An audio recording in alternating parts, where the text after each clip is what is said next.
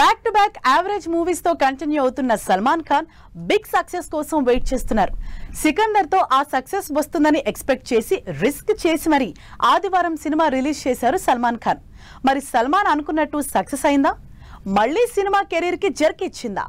సల్మాన్ ఖాన్ వరుసగా సినిమాలు చేస్తున్నా సక్సెస్ మాత్రం అందిపుచ్చుకోవడం లేదు. రకరకాల క్యారెక్టర్లతో ఆడియన్స్ ముందుకొచ్చినా అసలు సల్మాన్ కి హిట్ మాత్రం రావడం లేదు. అయితే ఈసారి సికందర్ తో సక్సెస్ వస్తుందని ఫుల్ కాన్ఫిడెంట్ గా ఉన్నారు సల్మాన్. అదే ధైర్యంతో రంజాన్ సీజన్ లో సినిమా రిలీజ్ చేశారు. ఆదివారం సినిమా రిలీజ్ చేస్తే కలెక్షన్లు తగ్గుతాయన్న చర్చ జరిగినా అదేం పట్టించుకోకుండా సినిమా రిలీజ్ చేశారు సల్మాన్.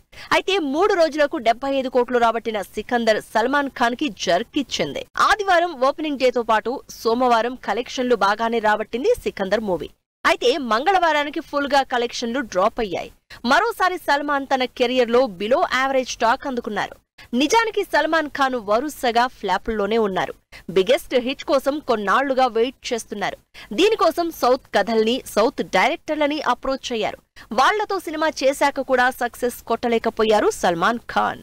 సికందర్ లో south director Murugadoss, south heroine Rashmika, south villain Sathyaraj, ఇలా అందరూ సౌత్ వాళ్లే అయినా సరే వర్కౌట్ కాలేదు.